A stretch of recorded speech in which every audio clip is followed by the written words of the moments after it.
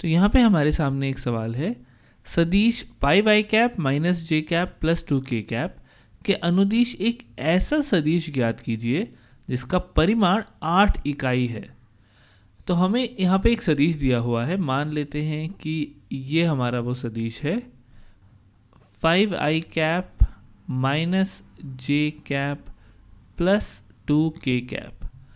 तो हमें एक ऐसा सदिश चाहिए जो कि इसके अनुदिश हो, यानी इसकी ही दिशा में हो, पर उसका परिमाण 8 इकाई हो, यानी कि उसकी लंबाई 8 इकाई हो। हमें पता है कि किसी सदिश का परिमाण उसकी लंबाई बताता है, तो हमें एक ऐसा सदिश चाहिए जिसकी दिशा वही हो जो हमारे पहले सदिश की है, पर उसकी लंबाई होनी चाहिए 8। ये हम कैसे कर सकते हैं? अब हमें एक चीज़ पता है कि जब मैं किसी सदिश को किसी अनुदिश से गुणा करता हूँ, यानी किसी वेक्टर को किसी स्केलर से गुणा करता हूँ, किसी नंबर से गुणा करता हूँ, मान लो मैं इसको 2 से गुणा कर दिया, तो इसकी लंबाई 2 गुना हो जाएगी, पर इसकी दिशा में कोई फर्क नहीं आएगा। अगर मैं इसको 3 से गुणा कर दूं, 5i कैप माइनस जे कैप प्लस 2k कैप को 3 से गुणा कर दूं, तो इसकी दिशा अभी भी वही रहेगी, इस नए सदिश की दिशा अभी भी वही रहेगी, पर इसकी लंबाई पहले वाले सदिश से 3 गुना हो जाएगी। तो इसका हम उपयोग यहाँ पे कैसे कर सकते हैं? अगर हमारा सवाल हमसे ये कहता कि एक ऐसा सदिश खोजो जो कि इसी की दिशा में हो पर जिसकी लंबाई इससे 8 गुना हो, तो हम बस इसको 8 से गुना कर देते और हमारा काम हो जाता। पर हमें कहा गया है एक ऐसा सदिश खोजो जो कि इसकी ही दिशा में हो पर जिसकी लंबाई 8 इकाई होनी चाहिए, इससे 8 गुना नहीं 8 इकाई होनी चाहिए। तो इसका मतलब है अगर मैं एक ऐसा सदिश खोज लूं जिसकी लंबाई हो 1, इसी दिशा में हो पर जिसकी लंबाई हो 1, तो इस सदिश को, इस नए सदिश को मैं 8 से गुना करके अपना वो सदिश खोज सकता हूं जो मुझे चाहिए। तो मुझे पहले एक ऐसा सदिश खोजना पड़ेगा जिसकी दिशा वही हो पर जिसकी लंबाई 1 हो। इसे हम कहते हैं मात्रक सदिश। तो इसका मात्रक सदिश कैसे खोज सकते हैं? तो इसकी लंबाई को 1 करने के लिए हम क्या कर सकते हैं? मान लेते हैं इसकी लंबाई है 2। इसकी लंबाई 2 नहीं है, हम इसको निकालेंगे, पर मान लेते हैं अभी कि इसकी लंबाई 2 है। तो जब मुझे इस सदिश की लंबाई को 3 गुना करना था बिना इसकी दिशा बदले, तो मैंने 3 से गुना किया था।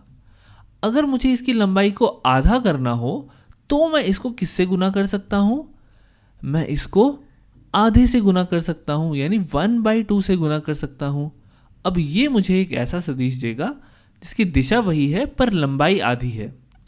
इसी तरीके से अब अगर हम मान लें कि इसकी लंबाई 2 नहीं है, कुछ और है, मान लेते हैं r है, तो अगर मैं इस सदिश को 1/r से गुना कर दूं तो मुझे एक ऐसा सदिश मिलेगा जिसकी लंबाई 1 हो जाएगी। जब इसकी लंबाई 2 थी, हमने आधे से गुना किया तो इसकी लंबाई 1 हो गई।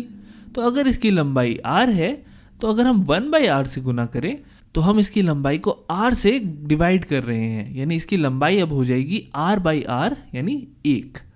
तो इस तरीके से हम किसी भी सदिश का मात्रक सदिश निकाल सकते हैं, यानी उसकी लंबाई को 1 बना सकते हैं।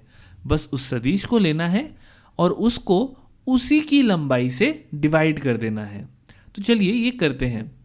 यहाँ पे हमें इसकी लंबाई की ज़रूरत है। इसकी लंबाई हम निकाल सकते हैं √x², यानी यहाँ पे हो जाएगा 5² प्लस y², y हमारा यहाँ पे -1 है तो -1² प्लस z² यानी 2²।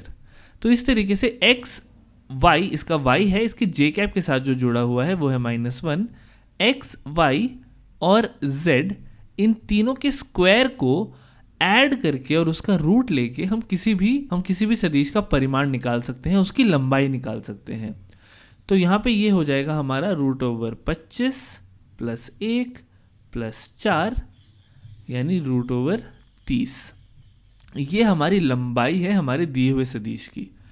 तो यानी कि मुझे जब एक मात्रक सदिश चाहिए तो मैं 1/√30 से इसका गुना कर दूंगा। अब ये कैसा सदिश है? ये एक मात्रक सदिश है, पर मुझे चाहिए था एक ऐसा सदिश जिसकी लंबाई 8 इकाई हो। दिशा तो हमने अभी भी नहीं बदली है, हमने बस इसकी लंबाई को 1 कर दिया है। अब अगर 8 चाहिए लंबाई तो इसको 8 से गुना कर देते हैं। तो यानी कि हमारा उत्तर हो जाएगा, जो सदिश हमें चाहिए वो हो जाएगा 8/√30 into 5i cap minus j cap plus 2k cap.